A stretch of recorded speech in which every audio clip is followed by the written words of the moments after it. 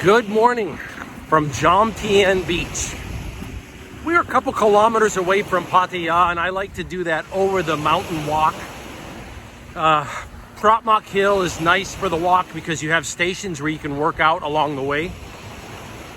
And once you get over here, it's beautiful, it's quiet. Let me show you the beach from both directions here. Just a beautiful open beach area. You got a huge swim area right here that's all sectioned off. And you have pretty much all your other services that you like on the beach. You've got all the cabanas here where you can get food and drinks. You've got your rentals of different types of aquatic devices if you want to do a jet ski or if you want to do a like a canoe or something like that. It's all here. And Jomtien also has just less tourism, less traffic, so it's nice. It makes for a quiet day. And still a very beautiful and clean beach to walk on. But today I wanted to talk about probably one of the biggest, most destructive words in investing. A word that has done more damage to investors over the years than pretty much any other one. And it sneaks up on you. One word that has destroyed people's wealth, tied them up for years of legal issues, made them think, oh, this is the easy way to get into this investment. This is perfect. And it's all been a lie. It is the one word that I avoid in investing like the plague. That word is fractional. Today we're going to talk about that.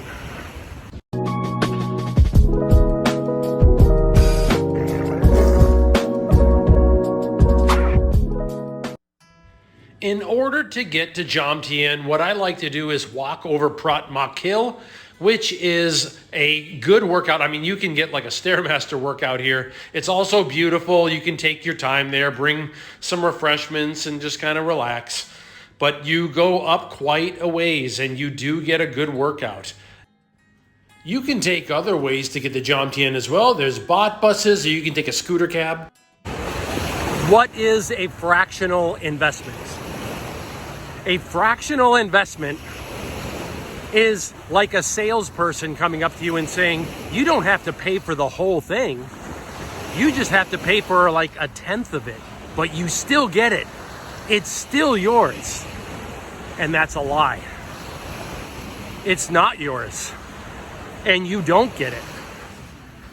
You get a line on a computer, you get a piece of paper that gets sent to you in the mail, and you own nothing. Some of the ways that people get mixed up in fractional ownership is with stock investing. They invest in a fraction of a share. There's a lot of apps out there that offer this.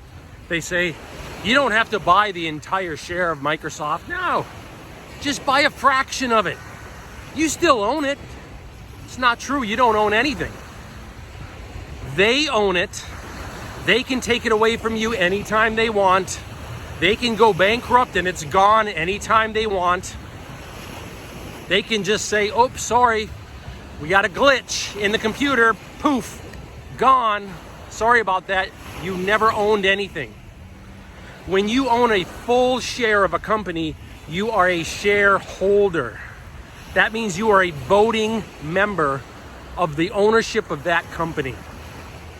A broker holds on to that share. If that broker goes under, that share moves over to another broker. It's still yours and it still exists.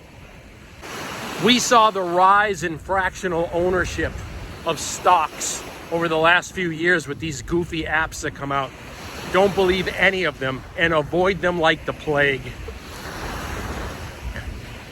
If you don't own a full share of a company, you own nothing.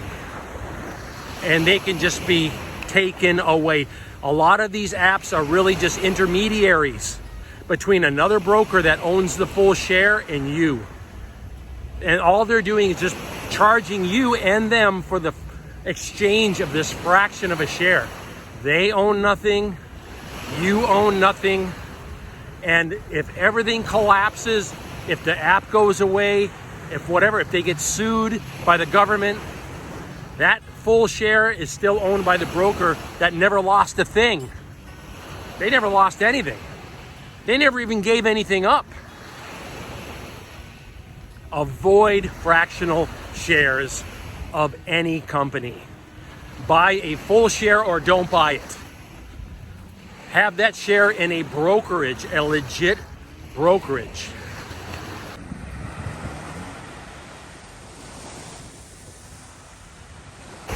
Another really big one that people get caught up in, and it can destroy your wealth.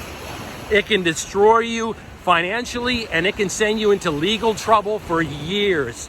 It can destroy marriages. It can destroy your future wealth ability to build. It can really cause you harm. And that is fractional ownership of real estate. Oh my God. You ever heard of a timeshare? What is that? What is a timeshare? A timeshare is when you're paying every month to own a fraction of a condo. And other people can come stay there. And you can go stay there too. Except, if anything happens to that condominium, it's gone. You get nothing. If a global situation occurs again, you can't get to the condo, keep making your payments. You can't get to it. If you can't make it that year for some reason, you keep making your payments.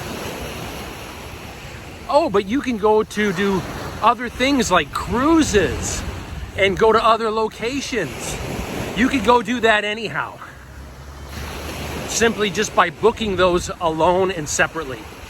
Timeshare is one of the biggest scams in the investing world. They get you to buy a fraction of something and you own nothing, but you pay for it through the nose. They make money off of you on the sale, okay? And they also make money on you monthly. By the way, you ever heard of these companies that buy you out of timeshares? We'll get you out of your timeshare deal. They're huge companies. You want to know who they sell back to? Who do you think buys those timeshares back? People that sold them to you. The same companies, because they already made their money off of you.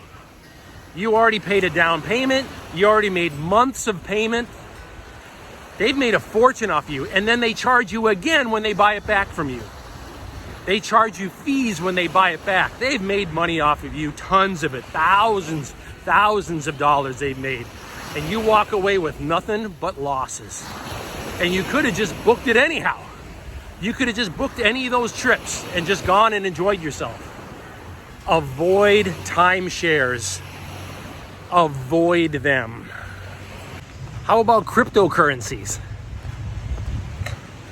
You buy crypto, you put it in a brokerage, right? You put it into an app somewhere, and you're like, this is awesome. I own so much of this, I own so much of that. I can just go sleep at night. You own nothing. You own zero. What happened when the world went to war over the last couple of years? All these crypto brokerages went in and shut down people's accounts. Why? Because they personally just didn't like that country. They took sides. And they said, we're taking sides and we're going to take all your crypto. Gone. Just like that. All the crypto gone. If you're not holding crypto on a key yourself that you hold and you own nothing. You own nothing at all. If it's in some kind of an app that you have to log into and put a password in to see, you own nothing. I'm not necessarily anti-crypto. I have Tesla stock, and Tesla owns a lot of Bitcoin. So that basically means that I own a lot of Bitcoin because they own it on their books. So I'm not anti-crypto. I'm anti people thinking that their crypto is safe because it's sitting somewhere in an app on their laptop computer that's in the cloud somewhere. It's not.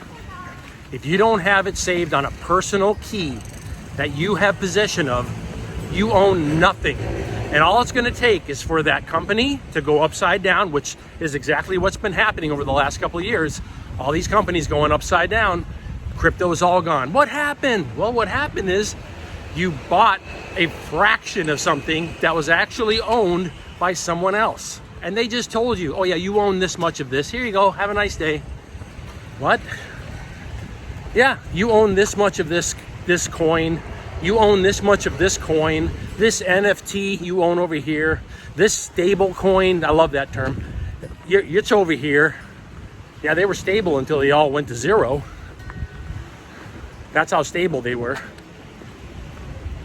If you're going to get into that game of crypto, and I'm not saying don't do it. I personally, because like I said, Tesla owns it. That's all I'm going to ever own is just whatever Tesla decides to buy.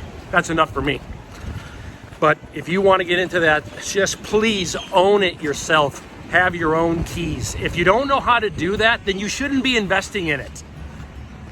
Okay? If it's too complicated for you, invest in something else. Because you should not be trying to put your money into something that's held by some app that's housed in the Cayman Islands. Okay? Look at what's happened to people. They just lost it all. They lost all their money. If you're looking to get away from the, busy beaches of Pattaya, come over the hill to Jomtien. This is a quiet alternative, and there's lots of great restaurants. There is nightlife. There are rooftop bars. Woo, what a beautiful blue day. It is so beautiful out today. I love Jomtien Beach. Like I said, it's quiet. If you want to just kind of get away from the hustle, okay? Then come over the mountain. By the way, you don't have to hike like I did. You can take one of those bot buses for 10 baht. They'll take you up and over Prop Mok Hill for 10 baht, and then you're here, okay? But I like to make it part of my morning exercise. The next thing I want to talk about, and so many people have gotten caught up in this, is collecting sports cards and things like that. What's happened with sports cards? They've gotten so expensive that now you buy a fraction of a sports card. The card is held by somebody else, but you own a fraction of that card. Don't ever get caught up in that kind of a scam. That's just another fractional ownership. Don't do it. If there's a card that you like because you like that person, that's a player that you saw in person, you met them at one point, or you saw a game with them. Say you want to own all the cards for a particular game that you went to with your kids. And you're like, that day we went to that game, I want to own cards for every player on both teams. That makes sense. You own them. You might even frame them and put them up on the wall. But to buy a fractional ownership in a card that's going to sit somewhere else, you own nothing. And as that card either collapses or gets stolen or whatever else happens, you log in one day and the website's gone, poof, gone. Oh, they went bankrupt. Really? That's interesting. I saw them driving a fancy car and getting loans from the government, and I saw them heading out, to fancy places around the world, going to the finest steak houses. Looks like they were doing pretty good to me. Looks like that company was doing just fine to me. Gone. They went belly up, and so did your fractional investment. The 10th of a sports card that was sitting somewhere, you think, in a vault somewhere. Now what do you got? A website that leads to a 404 error. That's what you got. That's what you invested in. If you want to buy a sports card, if you want to buy a collectible in general, then just get it and own it. And you look at it and go, this is cool. I love this anime. I love this game. I love this card. I love the person that's on this card. They're one of my favorite players ever. Okay, and if you can't afford it, don't buy it. Do not get into fractional ownership of collectibles. 2 other fractional ownerships that get people destroyed financially is when you sign to buy a car with somebody else, or you sign a lease with somebody else. Neither one is a good idea. If you sign a lease, then you sign it. If you invite somebody to stay with you, then invite them to stay with you. But never get mixed up into a lease, a long-term rental program of any kind, whether it's a car, whether it's a property to stay in. Never co-sign on anything like that with somebody else. Let them get it, and then the 2 of you negotiate in person what you're gonna do. That way, at any time you want, you can walk, and anytime they want, they can walk. Never get involved in signing for a car together with somebody. Never get involved with signing for a property together with someone. Either you buy it or you rent it, which I don't suggest.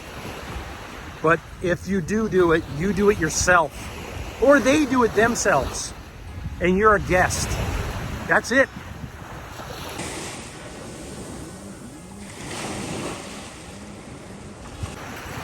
There are a lot of great ways to invest for the future.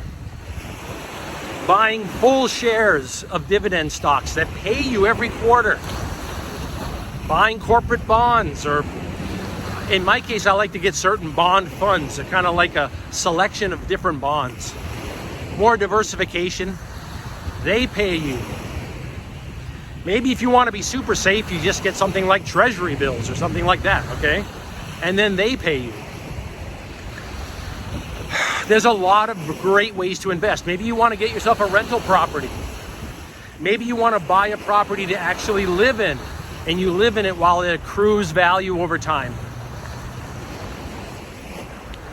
That's all great, and I hope that you have a fantastic future of investing. And all I would ask you to do is to avoid that one word, fractional. Don't go near it. I hope you've had a great day, and I hope this has been helpful. I hope this has helped some of you on your investment journey. I'd like to know in the comment section if you've been involved in any of this fractional ownership mess. And also, did I miss some? Did I miss a couple of fractional ownerships that I haven't talked about? I'd like to know. We're gonna be going to a lot of countries. I got 3 more countries after Thailand that I'm gonna be hitting. Already set up. Come along with. Like and subscribe to the video. And let's have a nice trip for the rest of the year together. Until next time, we will talk again soon. And aloha. For me, I cannot go to Jomtien and not stop at Tinny's Pies. This place makes the Aussie pies, the meat pies. They have a bunch of different dessert pies too. Steak and kidney, steak and mushroom, chicken and mushroom, curry chicken. But today I just got a Cornish pasty and I got some nice dark gravy with it. It's so good. Thank you.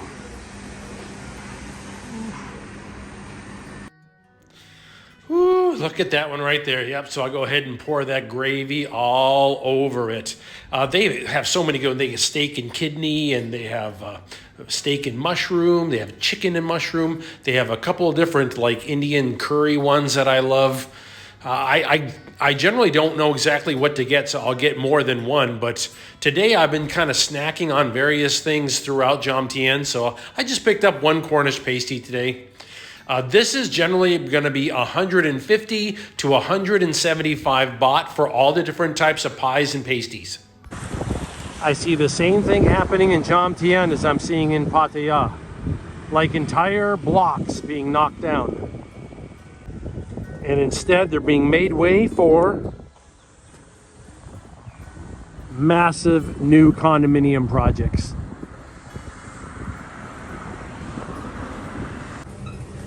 I need to hydrate here because of all the sweat. Solid hydration drink right here. It's so hot today in Jomtien. Oh my gosh. I figured it's best that I get myself a high quality hydration drink like this right here. a drink that's filled with vitamins and nutrients. A quality way to hydrate and get energy for the rest of your busy day. Protein, minerals, giving your body what it needs to be a success. I've talked before about how expensive red meat is in Southeast Asia. So I'm always looking for places like this. This is Friendly Burgers. It's in Jomtien, and it's a nice little burger stand. You can get a double cheeseburger for 140 baht. That is a really good price. And it's made right here. They put everything on it, which I like: grilled onions, tomato, lettuce. And you can just kind of sit and relax and have yourself a nice little cheeseburger before you head on for your day.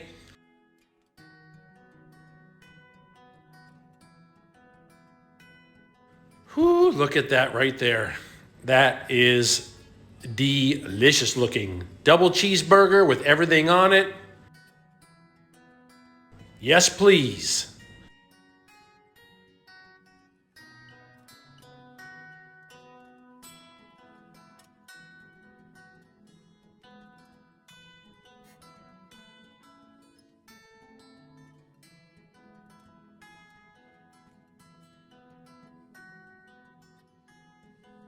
I walked so far down on Jomtien Beach, and now I'm going to grab a 10 baht bus to get me back up and over to Pattaya.